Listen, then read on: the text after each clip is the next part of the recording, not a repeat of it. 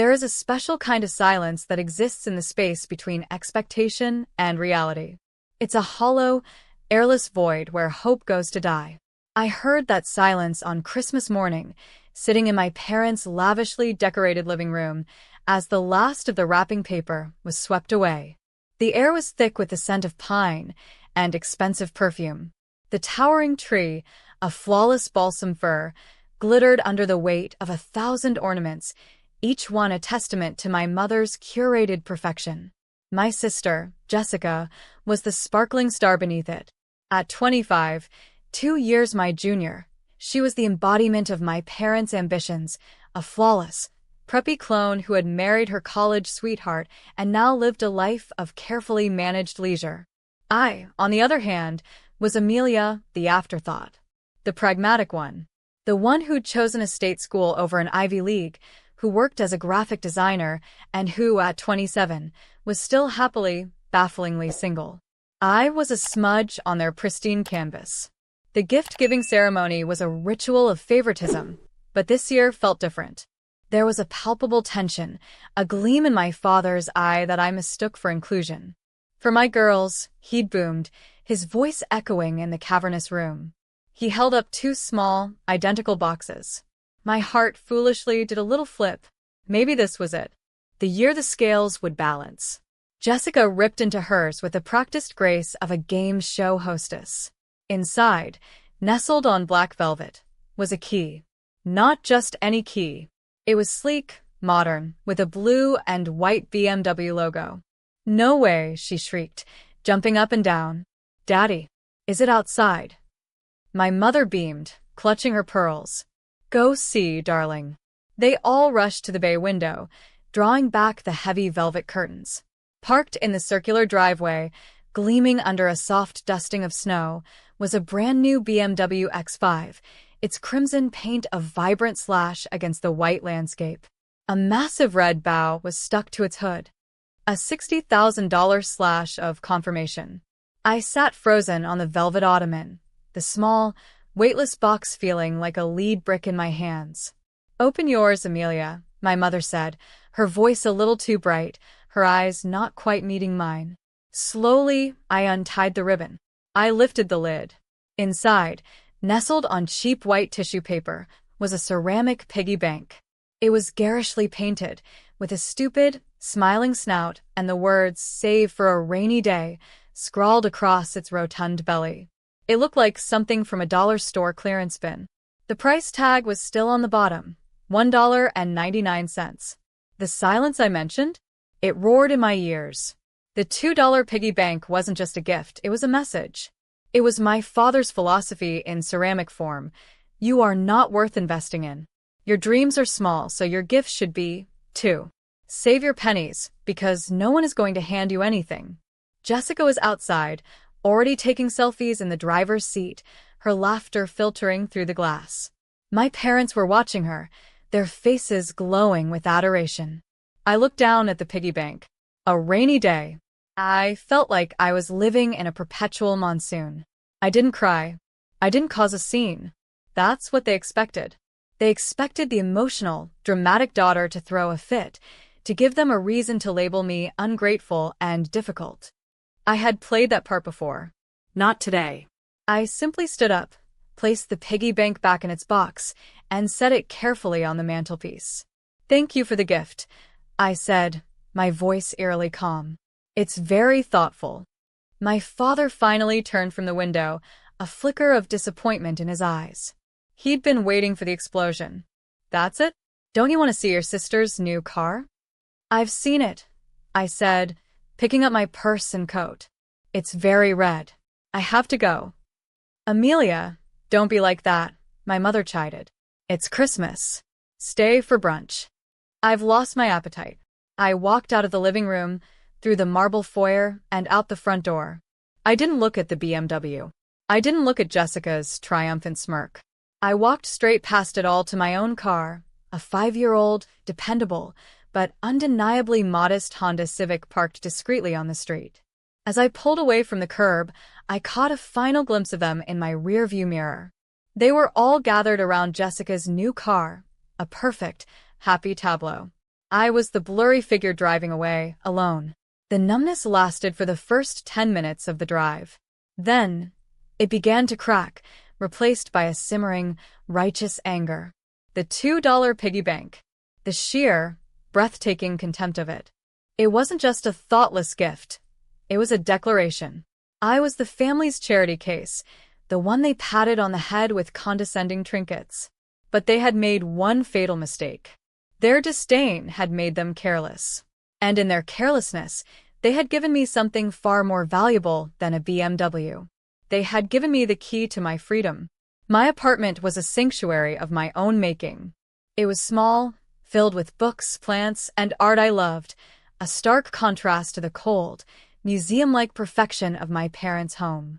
I dropped my purse on the floor, shrugged off my coat, and went straight to the small desk in the corner. I opened the bottom drawer, moving aside a stack of sketchbooks to reveal a sleek, fireproof lockbox. Inside, nestled among my passport and birth certificate, was a single, unassuming manila envelope. This was my secret. This was my revenge, 3 years in the making. You see, the $2 piggy bank wasn't the first insult. It was merely the latest in a long, unbroken line of them. The final straw had come 3 Christmases ago. That year, Jessica had been gifted a down payment on her and her husband's first home. I had been given a $50 gift card to a grocery store. When I dared to question the disparity, my father had launched into his favorite lecture. Life isn't fair, Amelia. Jessica is building a future, a family. She needs stability. You're floating.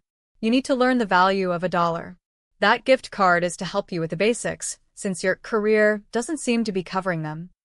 My career, which I loved and which had, in fact, been steadily growing. But in his eyes, because it wasn't law or medicine or married to a lawyer, it was a hobby. That was the day I stopped hoping for their approval and started planning for my independence. I had a client at the time, a sharp, no-nonsense elderly woman named Eleanor who ran a chain of boutique hotels. I was redesigning her brand. Over countless cups of tea, she'd become a mentor. "Family like yours," she'd said once, her eyes twinkling, "they don't understand value unless it has a price tag they can brag about. The only way to win is to build your own game, on your own terms, and refuse to let them play." She was right. So I started. I took on more freelance work, working late into the night. I lived frugally in my small apartment, driving my old Civic, while Jessica and her husband vacationed in Bali on my parents' dime. Every dollar I saved was a brick in the fortress I was building around my own life. The opportunity presented itself a year ago. My father, in a rare moment of including me in his world, had complained about a tax headache. He'd bought a new BMW as a business asset for his real estate firm, but the paperwork was a mess. The car was just sitting in a showroom, undriven, while his accountant figured out the best way to handle it. "It's a beautiful machine," he'd grumbled. "A damn shame." An idea, audacious and brilliant, began to form. I went to Eleanor. "I need a lawyer," I'd said. "A discreet one. And I need to understand how to buy a car as an anonymous LLC." Eleanor had smiled, a slow, predatory smile. "Now you're talking, my dear." The plan was simple, but it required patience and precision. My father was arrogant, and he hated administrative tasks. He delegated anything tedious. Through my mother, I casually mentioned a fantastic new title and registration service a friend had used, praising its efficiency. It was a bait he, in his distracted state, took. He handed the entire process off to his assistant, giving her the contact information for the service, which was, in fact, a shell company set up by my lawyer. Over the next few months, through a series of perfectly forged emails and documents that mirrored his company's official style, my lawyer's team handled the titling and registration. The final step was getting the physical title mailed to the correct address. A simple change of address form filed with the DMV, seemingly from my father's office, ensured it came to a P.O. box I controlled. The day the title arrived, I'd held it in my hands, my heart hammering against my ribs. There it was in black and white. The vehicle, one BMW X5. The owner, Aperture Holdings, LLC. And listed as the sole member and manager of Aperture Holdings, LLC, Amelia Rose Carter. Me. I had owned the car for 6 months. It sat in a secure storage unit, under a cover, waiting. I hadn't driven it. I hadn't even looked at it. Owning it was the point. The power wasn't in the car, it was in the knowledge. When my father announced a big surprise for Christmas, I knew. I knew he had forgotten about the business asset and had decided to repurpose it as the ultimate gift for his golden child. He never once checked the title. Why would he? He'd delegated the problem, and in his mind, it was solved. He was about to learn the cost of his negligence. As I sat at my desk, staring at the title that bore my name, my phone buzzed. It was my father. I let it go to voicemail. A minute later, it buzzed again. And again. A torrent of calls. Then, the voicemail notification popped up. I took a deep breath and pressed play. His voice was cold, laced with a fury I had never heard before. Amelia, I don't know what kind of game you think you're playing, but it ends now. Jessica is heartbroken. You will return that car to my driveway within the hour, or I will have no choice but to call the police and report it stolen. Do you understand me? Stolen. Don't embarrass yourself further. The message ended. I felt a strange sense of calm. This was it. The moment of reckoning. He thought he was threatening me. He had no idea he was handing me the final piece. I waited an hour. I made myself a cup of tea. I watered my plants. I let the panic on the other end of the phone reach a fever pitch. Let him imagine me terrified, sobbing, loading the BMW onto a trailer. Let him savor the victory he thought was imminent. When my phone was flooded with the 15th missed call, this time from my mother, I knew it was time. I didn't call back. I sent a single group text to my parents and Jessica. Me. I'm sure there's been a misunderstanding. The car is not stolen. I have the title. Meet me at the house in 30 minutes. I'll bring the documentation. The response was instantaneous. Dad. What title? Jessica. You're a thief. Mom. Amelia. What have you done? I didn't reply. I carefully placed the original title and the LLC formation documents into my portfolio bag. I drove back to my parents' house, the same route I'd taken in numb silence, just hours before. This time, my hands were steady on the wheel. They were all waiting for me in the living room, the Christmas decorations now looking garish and mocking. The piggy bank was still on the mantel. My father was pacing, his face a thundercloud. Jessica was weeping dramatically on the sofa, and my mother stood wringing her hands. Where is it? My father barked the moment I walked in. Where is my car? It's in a secure location, I said calmly, stopping in the center of the room. And it's not your car. Don't you dare play games with me, young lady. I bought that car. I have the bill of sale. I'm sure you do, I said, unzipping my portfolio. You purchased it for your business, but you seem to have neglected the paperwork. I pulled out the document and held it up. This is the current, valid title from the Department of Motor Vehicles, issued 6 months ago. He snatched it from my hands. His eyes scanned the page, his face moving from fury to confusion to a slow, dawning horror. What is this? What is Aperture Holdings? That's my company, I said, my voice clear and steady. A limited liability company, of which I am the sole owner. The BMW was legally transferred to my company after all the registration and tax issues were resolved. I own it, free and clear. The silence was deafening. Jessica stopped her fake sobbing. My mother stared, uncomprehending. That's impossible, my father sputtered, his face turning a dangerous shade of purple. This is fraud. I never signed this. The transfer was handled by our office, I said, lying smoothly. The forgeries were flawless, but he didn't need to know that. You signed the power of attorney over to your assistant to handle it.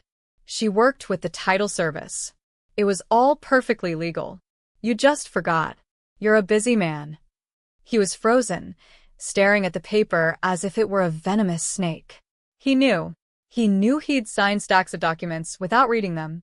He knew he'd delegated the problem. The foundation of his authority, his control, his financial prowess, was crumbling beneath his feet. You stole from me," he whispered, the fight gone from his voice, replaced by a hollow shock. "I didn't steal a thing," I corrected him, my gaze sweeping over all of them. "I acquired an asset. Something you've always taught Jessica was so important. You gifted her a car you didn't legally own. That's not my fault. It's a consequence of your own carelessness." I turned to Jessica. "I'm sorry your Christmas present was a phantom." But then, I added, my eyes drifting to the $2 piggy bank, so was mine. I looked back at my father. "If you'd like to call the police, go ahead. I'd be happy to show them my documentation. But I should warn you, filing a false police report is a crime. And I will press charges." He said nothing. He just sank into his armchair, the title slipping from his fingers and fluttering to the Persian rug. He looked old. Defeated. "You are no daughter of mine," he breathed, not looking at me. "You're right," I said softly, a profound sense of peace settling over me. "I haven't been for a long time. I was just the charity project you felt obligated to manage. Well, consider my account closed." I turned and walked out of that house for the last time. There were no tears, no pleas from my mother, no more screams from Jessica. Just the same roaring silence from the morning, but this time, it was of my own making. It was the sound of my emancipation. As I drove away, I didn't feel triumphant. I felt free. The BMW wasn't the prize. The prize was the look on my father's face when he realized that the quiet, overlooked daughter he'd given a $2 piggy bank to was, in fact, the architect of his utter humiliation. He had tried to report the car as stolen, but the joke was on him. The title was already in my name. And so was my future.